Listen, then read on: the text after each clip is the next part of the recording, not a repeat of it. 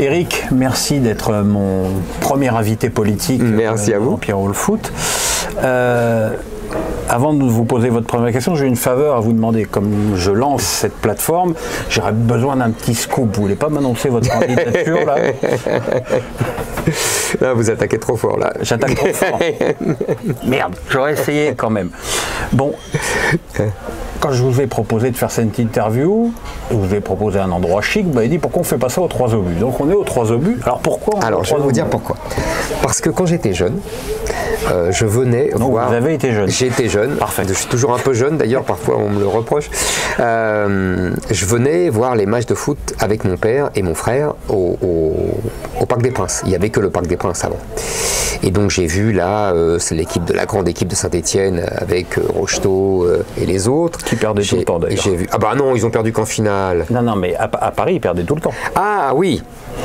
Mais ils ont perdu en finale en 72. Je parle de la grande équipe 75-67. Ouais. J'ai vu l'équipe de France jouer au Parc des Princes avec Platini et les autres. J'ai vu d'autres matchs et à chaque fois on venait là avant. Avant, avec mon père et mon frère, on venait là. Et en plus, c'était amusant parce que c'était à chaque fois, il y avait une ambiance. Vous voyez, c'était les hommes entre eux, les garçons. C'était très sympa. Et on se retrouvait entre nous, le père, les frères, enfin les enfants. Et il y avait une ambiance chaleureuse au stade. Moi, j'ai adoré le Parc des Princes. Vraiment, il y avait une ambiance tellement chaleureuse, tellement fraternelle. Les gens appelaient Platini par son prénom. C'est le souvenir que j'ai. On lui disait hey, Michel, pourquoi t'as pas fait cette passe? On hurlait du stade. Et j'avoue que j'ai la nostalgie de cette ambiance au Parc des Princes que j'ai connue jadis. Avant, je fais un avant 98, un après 98. Je pense que le foot est devenu, après 98, le monde des happy few. Avant, c'était vraiment les classes populaires qui allaient au foot. D'ailleurs, c'était honteux d'aimer le foot. Moi, je me souviens quand j'étais un peu plus vieux à Sciences Po étudiant, ça ne se faisait pas de dire qu'on aimait le football. Et ça faisait plouc, ça faisait vraiment dans la bourgeoisie, on n'aimait pas le foot. Et après 98, c'est devenu une espèce de tendance, ouais, etc. Vous allez de temps en temps au Parc des Princes? J'y suis allé il n'y a pas longtemps pour voir Manchester PSG, un beau match d'ailleurs. Ouais. Le PSG a très bien joué. Et d'ailleurs Manchester était bon aussi. C'était un très beau match. Oui, j'y vais de temps en temps. Je suis allé aussi au Stade de France pour voir l'équipe de France. J'ai vu la Coupe du Monde 98. J'ai vu aussi le Championnat d'Europe 2016. J'ai vu la finale. Et j'avais même vu le quart de finale contre l'Islande, je crois, si je ne dis pas de bêtises. Et j'ai vu cette défaite contre le Portugal injuste. Non, je vais encore au stade. J'y vais beaucoup moins qu'avant, mais j'y vais encore. Alors justement, le jour de ce match contre City, il y a eu une vidéo où vous levez de joie sur le but de Gueye. Ça a pu faire sourire. Mais je comprends pas tellement pourquoi. D'ailleurs, je me lève de joie avant même qu'il marque. Parce que j'ai compris, mais vous êtes comme moi, quand vous voyez une action bien menée, on sait quand il y a un risque, si j'ose dire, de but. Et donc je m'étais levé bien avant, mais je comprends pas pourquoi ça a fait sourire.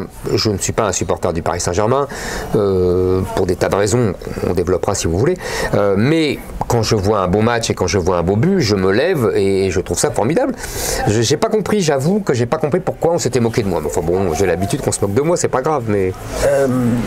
Justement, le PSG appartient aux Qataris depuis 11 ans. Manchester City appartient aux Saoudiens. Newcastle va appartenir à l'Arabie Saoudite. C'est quoi votre réaction? Alors moi j'ai une position. C'est pas parce qu'on est riche qu'on n'a pas le droit d'avoir un club de foot. Certes. Je ne dirais, c'est pas ça mon sujet, et c'est pas ni le Qatar ni l'Arabie Saoudite, même si je vois bien les stratégies d'influence culturelle et donc politique dont se servent ces pays du Golfe à travers le foot. Mais ils ne sont pas les seuls. Il y a aussi des oligarques russes qui achètent des clubs de foot. Il y a aussi des riches d'autres contrées qui achètent des clubs de foot. Et vous avez raison, on peut être riche et s'acheter un club de foot. C'est pas le sujet. Moi, mon sujet, c'est que depuis l'arrêt Bosman, c'est l'argent qui fait les succès dans les matchs de Coupe d'Europe.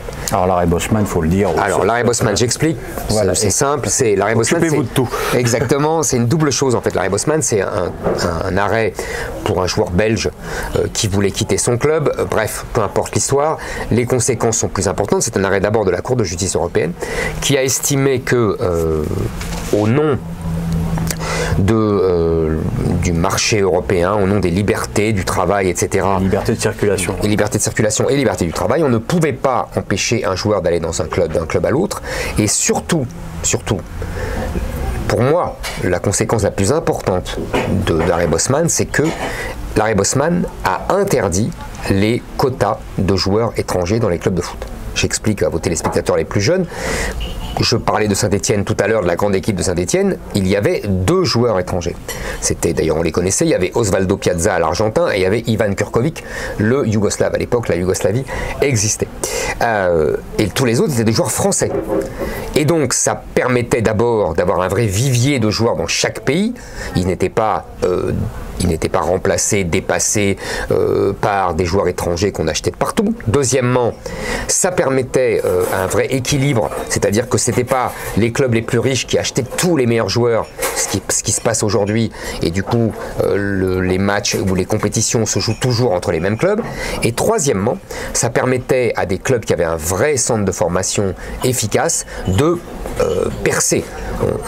On avait l'Ajax d'Amsterdam dans les années 70, on avait Saint-Etienne dans les années 70, on avait d'autres clubs, même Auxerre qui était très pauvre et qui est monté très haut dans les compétitions européennes. Et dernière chose, ça permettait aussi à la France d'avoir des clubs un peu mieux fournis et qui gardaient leurs joueurs. Je pense que tout cela, moi, c'est pas vraiment le foot que j'aime. Quand je vois que... Mais qu'est-ce qu'on fait du coup? Moi, je remettrais des quotas de joueurs étrangers. Mais qu'en France? Ah non, pour toute l'Europe. Pour le championnat, tous les championnats. Non, il faut que ça soit équilibré. Bon courage alors. Je sais, parce que je sais que Platini a essayé. C'est pas une lubie que j'ai. J'ai vu que Platini a essayé quand il était président de l'UEFA et qu'il a échoué. Je sais que c'est voué à l'échec. Mais je vous dis ce que j'aime. Vous me demandez qu'est-ce que j'aimerais dans l'idéal. Je ne veux pas être président de l'UEFA, je ne veux pas être président de... Vous voyez, bon. Donc, mais je vous dis... pas être président de l'UEFA. Voilà. Mais dans l'idéal... Moi, je remettrais des quotas de joueurs étrangers parce que ça permettrait un meilleur équilibre et ça ferait que ce ne serait pas l'argent. Là, aujourd'hui, c'est plus il y a d'argent et plus le club a de chances de gagner les compétitions européennes. Je trouve ça injuste et en plus, je vais vous dire, au-delà de la justice et de l'injustice, en vérité, alors les supporters des clubs vont me démentir, mais moi, je trouve que ça empêche une vraie identification au club. Je trouve que... Je suis pas d'accord du tout. Bon voilà, je sais, non mais je comprends. Le Parc des Princes, mais je suis d'accord. C'est plein. Je suis d'accord, c'est peut-être pour moi. Ouais. Vous avez raison. C'est peut-être votre sensibilité. Absolument. Non, mais vous avez raison. Vous avez raison.